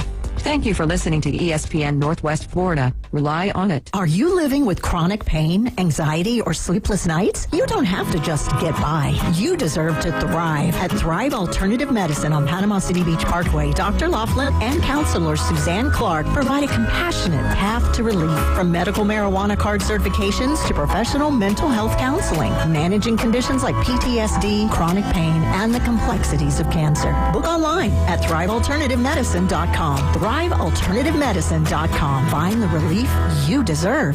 Looking for the most romantic night out in Panama City? Ferrucci Ristorante is your destination for authentic Italian cuisine and unforgettable moments. The candlelight, the wine, the homemade pasta. It's like a little slice of Italy. From handcrafted sauces to centuries-old recipes, Ferrucci brings true Italian flavor to every plate. It's where love stories begin and anniversaries are celebrated. To reserve your table, call 850-913-9131. Ferrucci Ristorante, Panama City's most romantic escape. You've been low-key thinking about dropping a podcast. Well, now is the time to start, brah.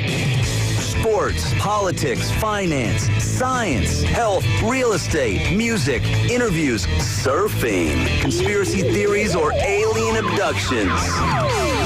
Ready to main character your own content? We can make it happen with Turnkey Podcast Productions from 104.3 ESPN Northwest Florida.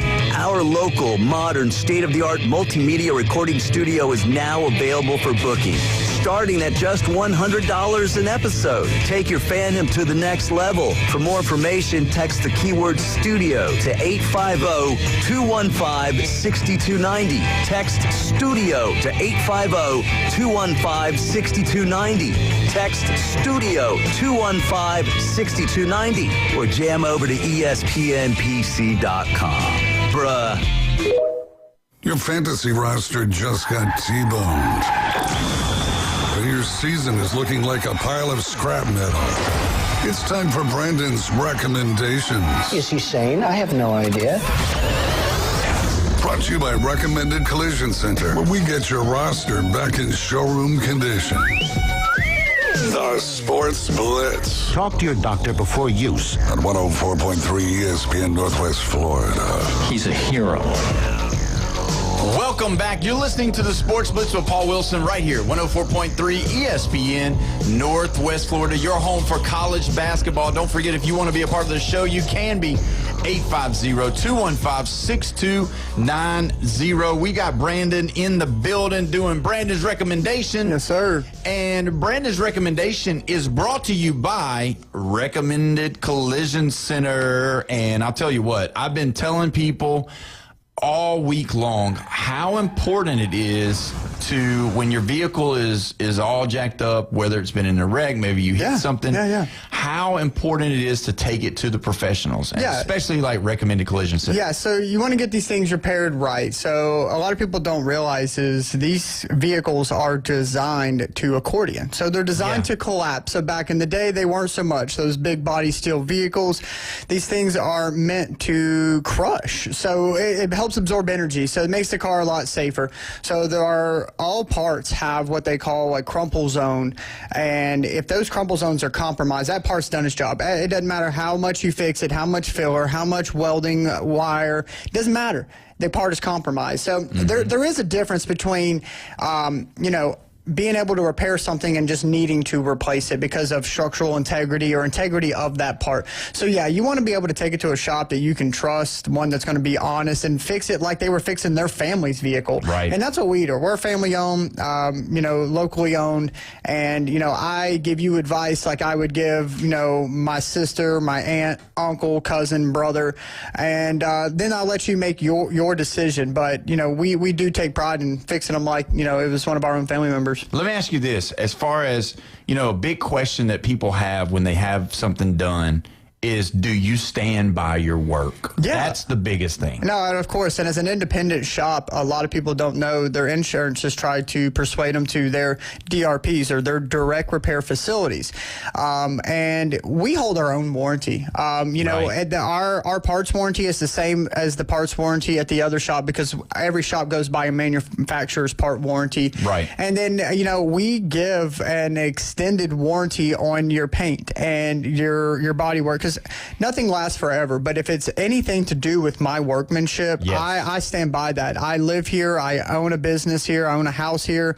I'm not going anywhere. I'm not running from anybody. I will be located at 1329 Jinx Avenue for as long as I can think. So yeah. I'm not running from anybody. You can come down there and see me tomorrow or 10 years from now. I'll be here. Well, Jeffrey, on the other hand, does run from people, especially it just depends on how big she is. Anyway, I'm just chasing the food trucks. Hey, that's right. Good things to be chasing. But either way, I just wanted to ask you those questions. Yeah, so let's get into the NBA. Now, I do have some breaking news right before the show. Yeah, let's do it. Kyrie Irving. Yeah, don't start Kyrie. No, because you are not going to see him start any this year because he is out for the remainder of the year.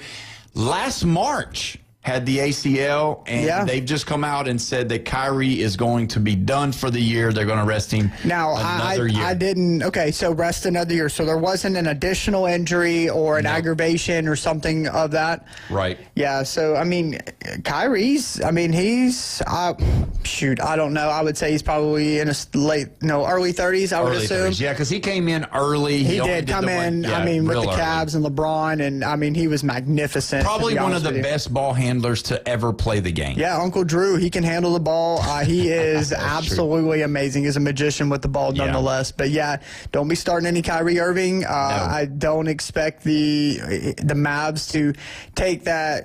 I think this year they were thinking, with him, maybe potentially coming back, things of that nature, that they would have a chance. But it's probably going to be next year before they take that third year with Flag. It would be my guess that they're going to wait, let this team kind of get better, get their chemistry going, and then next year really try to make a kind of build a core and maybe add a couple of additional pieces and kind of make a push from there. So yeah, because Kyrie's got a good 2-3 years left for sure, as long as he can stay healthy, because that's been his whole thing, is being able to stay healthy. Yeah, and the older we get, the harder it is to stay healthy. It's just facts. Yeah, it is. So with that being said, I do have another one that I want to talk about real quick before you give us your recommendations. Let's go ahead. So Russell Westbrook has gotten bought out by the Sacramento Kings after negotiations, and so per the source, he might be signing with Golden State. So is it going to be a Westbrook and Curry show? Yeah, I don't know if that was the piece they were ultimately looking for. No. To add a little something after the All-Star break, I think you owe it to your players to at least to do everything that you can to try to get what talent you can, and he is a prolific talent.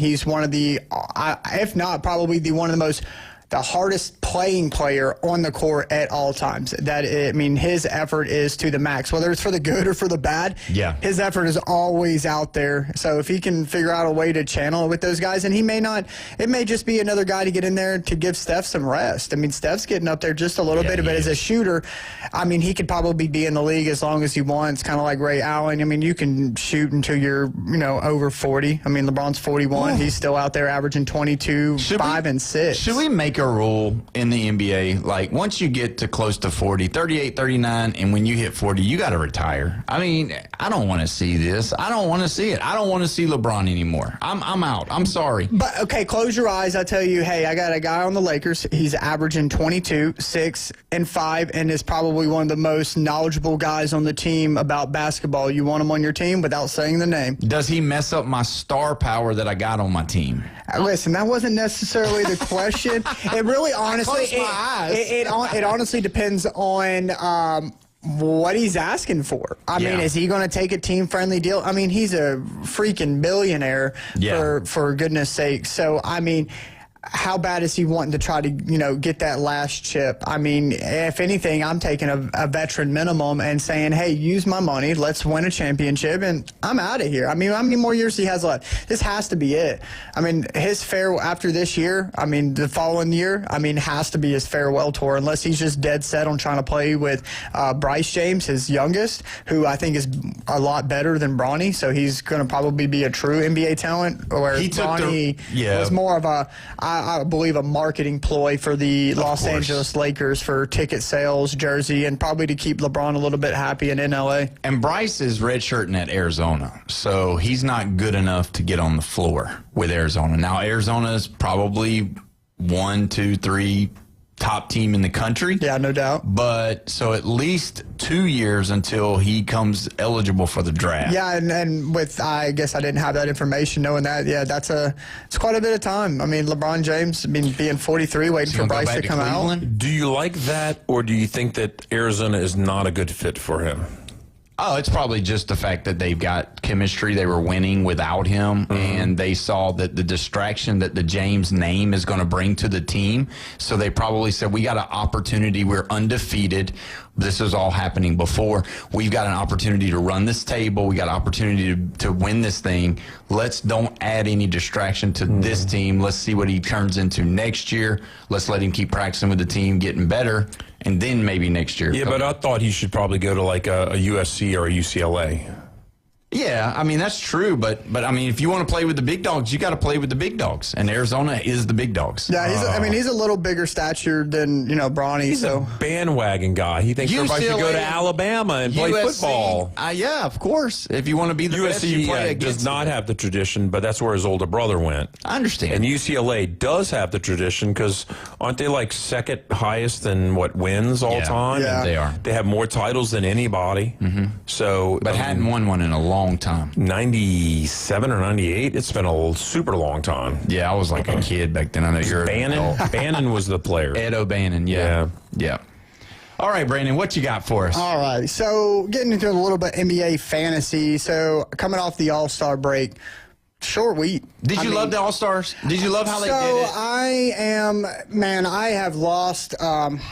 My attention span has lost interest in the in the 3-point contest and the dunk competition. It's not the way. Atrocious. It's not what it used to be. It's not our 3-point competition. It's not our dunk competition. It's just not. It's not as fun to watch. And the continuation. I mean, in years past, the NBA All-Star games have been atrocious. I mean, like you said, it has been the grossest games I've ever watched, and I say that because it's not competitive, and that's what sports is supposed to be, is competitive. And it was just a back and forth. I think this year they kind of got a fix. I liked it. I kind of loved it. So kind of the structure, and I don't want to take away too many times from the fantasy segment, but having the U.S. Stars, they were the champions of this year. They were the quote unquote the young American core. I mean, you had Anthony Edwards, Devin Booker, Tyrese Maxey, Cade Cunningham, guys like that. Then you had the USA Stripes, which were the veterans, so the older guys. So you had the younger guys wanting to beat the older guys saying these younger guys shouldn't beat us, and then you have the third wheel on the wagon. You got the Team World. So why are you laughing? Because it's so funny. With the country as divided as they are about the whole thing about ice and all this stuff, then they're going to go out here and say this is going to be Team USA against Team World. Yeah, and I mean, it's I think they pulled this one from, what was it? The middle of the baseball and hockey. I think worked, they did the USA versus Canada thing in the middle of the season for their All-Star break. And it had amazing reviews. It had a lot of publicity. Okay, so can we say altogether that realistically the media is causing all of this stuff, that America really isn't divided as much as they say we are, because we're dividing in sports and it's working great and we're enjoying it? No, this isn't the media that's causing this. It's the leagues. Yeah, it was. I'm saying the divide. I'm saying the divide that everybody thinks that we're in right now. Maybe we're really not, because this works and it's fun and everybody likes it. Yeah, well, whatever they did, they restructured it to where the games were competitive again. It ended up being the 2 USA teams to play, and Anthony Edwards, he said, bring me LeBron, bring me KD, I want all the smoke. He went out there and was MVP. I mean, that cat right there likes to play. He loves some competition, and I think that's what makes the games great. So we'll get away from the All-Star games just a little bit. Let me quickly just touch on some fantasy stuff for those who are listening for it.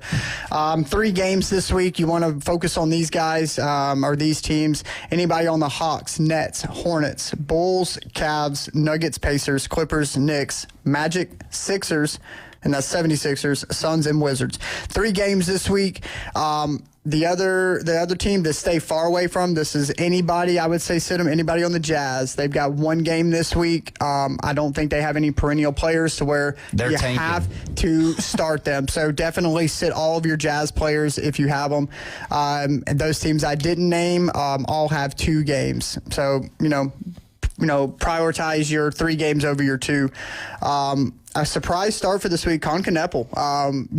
With the Miles Bridges being out, I mean, Kneppel has averaged 21.3 points. He averaged that leading into the All-Star break, shooting 49.5% and 48.4 behind the arc. So this young rookie, he's not getting the first-year rookie jitters. He hit the All-Star break hard with Miles Bridges. I assume his minutes will go up a little bit. So if he's out there sitting, whether on your bench or on the waivers, pick that guy up and start him this week. I love him. He did the 3-point shootout. He did fantastic. Guy plays hard. Rookie to do that. I know Cooper Flagg gets all that. He was Cooper Flagg's teammate at Duke. Yeah. And he's fantastic. He is so good. But Cooper Flagg doesn't have his team in the playoffs, so.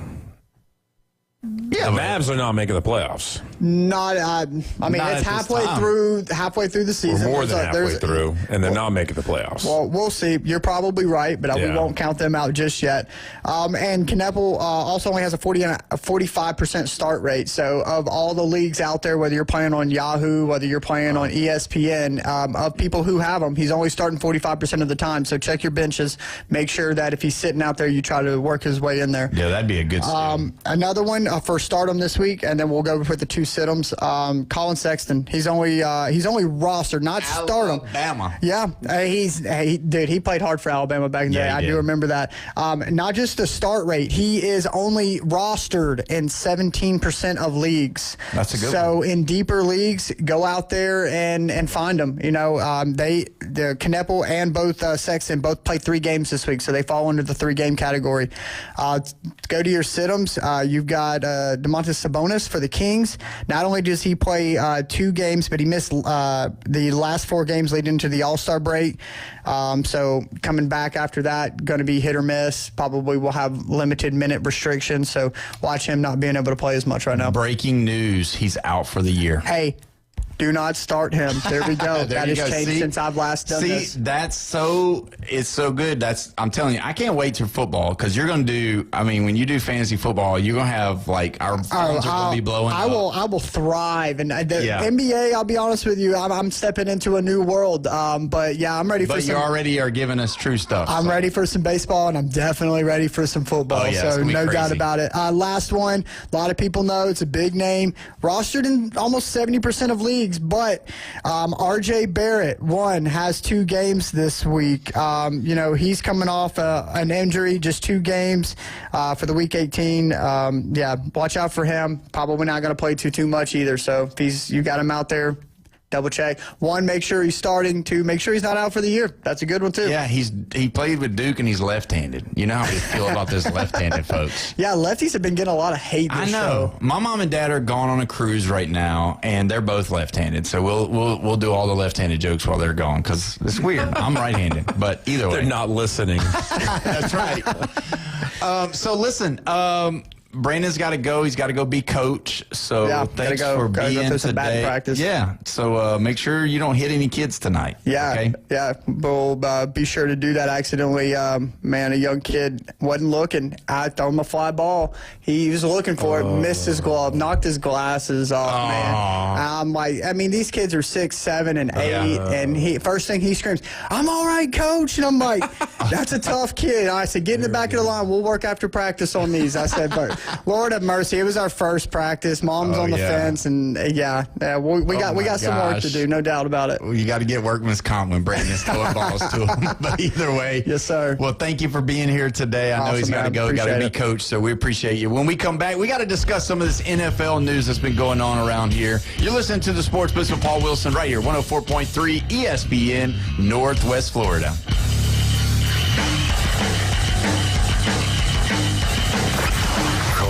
Now. This is Touchstone Service. The Red 70 studio line is open. Demonstrate how to make a call with your dial telephone. 850-215-6290. Your home for college basketball. ESPN Northwest Florida. It's Auburn versus Mississippi State tonight. The Tigers are on a 4-game losing streak and looking to get off the skid. We'll have coverage from Starkville coming up at 7:30. Tip-off at 8 at the Humphrey Coliseum. Listen live on your home for college basketball on the Gulf Coast. ESPN Northwest Florida. Oh, the little guy. Good luck surviving the offseason, football fans. At first I was afraid, I was petrified. Football's over, it's like a part of me just died inside. 200 days till football's back, but tonight I won't just cry, cause I've got a ways to play. And that's the place with Hard Rock Bet, I will survive. Offered by the Seminole Tribe of Florida. Must be 21 plus and physically present in Florida to wager. Terms and conditions apply. If you or someone you know has a gambling problem, please call 1-833-PLAY-WISE. Looking to upgrade your truck? It's Blue Diamond Truck Accessories in Panama City. They sell, service, and install it all. Light kits, bed covers, bumpers, winches, lift kits, and any trailer hitch you can imagine. Blue Diamond Truck Accessories, just west of Frankfort Avenue on 15th Street. Find Blue Diamond Truck Accessories on Facebook or call 850-914-0265. Blue Diamond Truck Accessories, 850-914-0265. Los Rancheros has been doing it right for 20 years. Los Rancheros brings a top-shelf dining experience to you with the opening of their beautiful new building. Watch all college and pro games on Los Rancheros' 14 large-screen TVs with great drink specials daily from 2 to 5 and during all the games. Los Rancheros, the place for live sports and great food on 23rd Street between Jenks and Harrison. 104.3 ESPN Northwest Florida has your chance to win. Subs, chips, and drinks for 4 at Jersey Mike's on 23rd Street. Just open the ESPN Northwest Florida app and crush the contest button. Winning. The ESPN Northwest Florida app is available for Android and Apple. Live, local, and now worldwide. The Sports Blitz with Paul Wilson. Serving the universe at 104.3 ESPN Northwest Florida.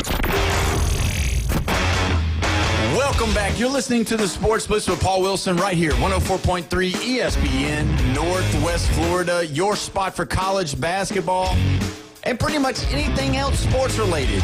We get into all of it. You want to be a part of the show, you can be 850-215-6290, the Red 17's phone line. You know, when you talk about the NFL, we got a lot of news to talk about. There's one thing that kind of shocked me today. I know we had discussed it. We wasn't sure how it was all going to work out, but I wanted you to know that the Seattle Seahawks are officially on the market and they are for sale. So the Super Bowl winning Seattle Seahawks are being sold. And with that being said, I think they're probably going to cause for a lot more money. I think it's going to be some kind of record-breaking sale. Don't you think? Yeah, sure. I mean, 12, 16 billion? Yeah, it's going to be high. So I just want to be up in that range. I just wanted to bring that up. Another thing about the Adam Schefter had said that Kansas City structured Patrick Mahomes' contract this week, lowering his salary cap number from $78 to $34 million for the upcoming season. So creating a $43.56 million in salary cap space. Sounds like they're bringing back Cheetah. I'm telling you, Tyreek Hill is probably coming back. That's probably why he did it. No. I'm just saying they're trying to get some more people to come there, and that's probably why. Do you like that move? Do you don't like that move? I like that move, but I don't think they're bringing Tyreek Hill back. Why do you like it? Why do you like the move? Well, I mean, it's a win now. You know, it's not a win later. And it's an unselfish move by the leader of the team. Yeah, it is. I think that makes a big deal, and I think that I can play for a guy like that. They just spread it into future years. Yeah, I mean, the problem is that you can't perpetually do this. You're putting off a deficit, and everything into the future, and that's what happened to Drew Brees. And as soon as Drew Brees retired, the Saints were in a bad pickle with their whole situation money-wise. Wow, so Drew Brees actually put the Saints in a bad situation with his contract. I didn't know that. Yeah, they kept on putting off the cap to later until he was done. Wow, and he actually this is what I heard. He had a dream recently that he was playing. No, did you hear about this? No. Yeah, he thought he had a game. He woke up and he thought he had a game. Oh, wow. And that's dreams are real. I mean, you do this for 20 years, be a football quarterback, it's in your head, you can't, I'm just glad he didn't have nightmares of like linebackers coming after him, and just smack. You think that these guys don't have like PTSD from that stuff? I mean, I'm sure they do. Now, you sleep, do you talk, do you snore, do you sleepwalk, do you do any of that kind of stuff? Very rarely I'll snore, but I definitely do talk in my sleep. Oh, yeah. And I get into situations. I do have very vivid dreams. And if I told you some of the dreams I've had, because I can remember my dream, that's another very unusual thing that I'm able to do that not every people, are able to do. Do you remember your dreams? I don't remember them all, no. I mean, I remember maybe some. Sometimes it just kind of depends. Yeah. So I don't snore, but my wife says that she can hear me breathing sometimes. So it's not a snore. Stop breathing. Yeah, really. It's not a snore, but it's like a breathe. She can tell I'm there. And, I'll give you this, though. Last night, I remember, because I'm a sleep talker, but I'm also a sleepwalker. Oh, no. So, yeah, I'll actually get up out of the bed and walk and go places. So, that is wild. So last night I remember, I don't know what I was dreaming about, but I picked up my pillow and I threw it to the end of the bed. And it fell off onto the floor, and it woke me up. And I was like, why did I throw my pillow? So I got up in the middle of the night, probably, I don't even know what time it was, but I grabbed my pillow and put it back, and then my wife was like, yeah, when I told her about it, she was like, gosh, you're weird. You're probably going to have to go sleep in the other room. I was like, no, we're not that old yet. We don't just do. She's younger than you. Of course. She's like, no, it's all you. That's not me. But I mean, yeah, so I mean, I've moved furniture. I remember taking redecorating in my sleep. I didn't know I had so much talent. So I took a mirror off the wall one time and just placed it on the floor. I don't know why. And and then another time, I started like pulling back all the covers. And so my wife, she's, after being married for so long that we have, she's gotten used to me, doing this. Yeah. So, I make a joke about it, because what she does is when this is going on, so like when I get up or am I doing something in my sleep, she like talks to me like I'm a dog. Get yourself back in that bed right now. Like she So there's been times where I'd have to go to the restroom. So I would get up. And she would think I was sleepwalking. She's like, get back in the bed. I'm like, I got to pee. I got to use the bathroom. I got a hall pass right here. Anyway, I don't know how we got on that. But anyway, let's talk about Mike Florio said on ProFootballTalk.com that people within the league circles believe Miami, the Dolphins, is preparing to take the $99.2 million cap charge to release Tua Tagovailoa. He announced it today. And Miami could split the cap charge by making Tagovailoa a post-June 1st designation, which would equate to about $55.4 million cap hit in 2026 and then another $43.8 million in 27. Oh, however, Florio sources indicate the Dolphins could be ready to take on the full charge in 2026 just to free up the space in 2027. Let me finish this part. I want you to hear this part. This would make things increasingly difficult for Miami to field a competitive roster in 2026, knowing they will be seriously hamstrung financially. Yeah. So if they take all of the hit, look for the 2026 season for the Dolphin fans just to go down the drain, because they're not going to be able to pay any players to play. They're going to have secondary players, old players, people that don't have a lot of that they're going to be able to pay. Well, the smart thing to do is trade your first-round pick to somebody for a first-round pick next year, but it's got to be a team that's, not as good as you. Yeah. I mean, yeah, that could be the thing, but you still got to do the money. You got to. No, but the thing is, you're not going to have the money to pay people this year, but the following year you're going to be freed up. Yeah, you're placing it all on 1 year to tank 1 year, and then hopefully have a young team after that. Yeah, and if you think about it, tank for Tua, and now they're having to tank 6 years later because of Tua. This is not perpetually not good. No, but you got to look at it. Out of the 6 quarterbacks that were in the playoffs, 4 of them are still on their rookie deal. The other 2 were not. So, I mean, and one of them was Josh Allen, obviously. So, I mean, when you look at it, that's crazy. You know what I mean? Yeah. Who has a national title? Tua. Yeah. I mean, how many other players that made the NFL playoffs this past year have a national title? Jalen Hurts? Yes. He has one. Yeah. But that was with Tua. He started the game, but Tua won the game. Yeah, exactly. So that's just it's crazy when you look at it that way, because, I mean, there's no rhyme or reason. I mean, you got somebody like Josh Allen, who is supposed to be the greatest quarterback in the NFL, but doesn't win Super Bowls. And then you got somebody like Patrick Mahomes, who come out of Texas Tech, wasn't the first pick or anything like that, but then, wins all the Super Bowls he's won. And you got somebody like Jalen Hurts, who, basically had to leave, or else he was going to sit the bench at Alabama, and then he comes in and wins the Super Bowl. And now, obviously, he had a great team around him, but I mean, you just don't know. You really don't. You're really trying to do it. Let's look at one more. Yeah, go ahead. Trevor Lawrence. He won a national title. Yeah, he did. Okay. Yeah. Done. Other than that, I mean, but those 3. Is he gonna? Is he gonna build off of this year's Liam Cohen and him gonna really be able to? Let's get it going. He's got great wide receivers. I mean, so yeah. I think he's one of the ones. No, I think they can repeat. I think they have probably one of the best chances of repeating in their division as division champs. Because, well, no, not just the schedule, but the Texans and the Colts. Come on, man. I don't know. Indiana Jones might come back, baby. Yeah. Stay healthy. All right, Mike Evans. 13th year. Last year. No.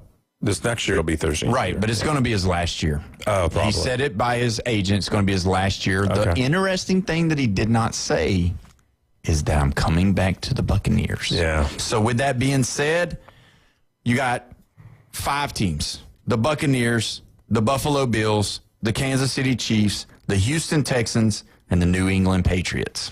Those 5 teams seem to be the places that seem like are going to be a spot for him to go. Why are you looking at me crazy? Because yes. I didn't think that the top teams would be wanting him. And to be honest with you, out of those 5, it's the Texans that are probably the worst team out of all those 5. Yeah, so you would say no to the Texans, right? No, I'd say yes to the Texans would want him more than the other teams would want him. See, I think Josh Allen could use him because he can still go up and get it. Even though he's hurt last year, that you can't really say, because 11 years in a row he had 1,000-yard rushing, 1,000-yard receiver. Wow. And I know he's older, but if you watch him, he still can go get the football. I mean, he would be one of those guys that you could probably just kind of get the rhythm with him at the beginning of the year but not play a lot, but still be able to get him out there to let him get rhythm so that you could save him and so that he'd be ready whenever the second half of the season comes and really get him ready and healthy to play the last part of the season and then make the playoff run. So he has a Super Bowl ring with Tom Brady. Right. He's a Hall of Famer. He's got to be. Mm-hmm. I mean, he's probably one of the best wide receivers to ever play because come on. Listen, the way he look at all the quarterbacks that he had, and he still went 1,000 yards every single year. Yeah. That's what I'm saying. Like, who does that? Mm-hmm. Well, look at Justin Jefferson this year. What did he do? Not very much. No. But even though Mike Evans, who can you name as the quarterback for the Buccaneers besides Baker Mayfield that's been any good for the last few years? Besides Tom Brady? That's about it. Yeah. Jameis Winston, but that was, 18 or 17? Yeah, and then Josh Freeman, he was throwing he threw the picks to the other team more than he threw to Mike Evans. But I'm just saying that technically, to me, that's what garners being one of the greats, is that you still do it no matter who your quarterback is as far as the wide receiver position. And he is one of the ones. Wouldn't it be cool to see him playing with Josh Allen or him playing with Patrick Mahomes, a healthy Patrick Mahomes, if he can come back? He's not a top 20 wide receiver of all time. Not. Okay. Yep. Your opinion? Yep. I'm not so sure. We'd have to do that. We'll have to do that one day. Pick the top 20 wide receivers. But either way, this is it, folks. Thanks for joining us today. You've been listening to the Sports Blitz with Paul Wilson right here, 104.3 ESPN, Northwest Florida. Got a big surprise for you tomorrow. Don't want to miss it. We'll see you then.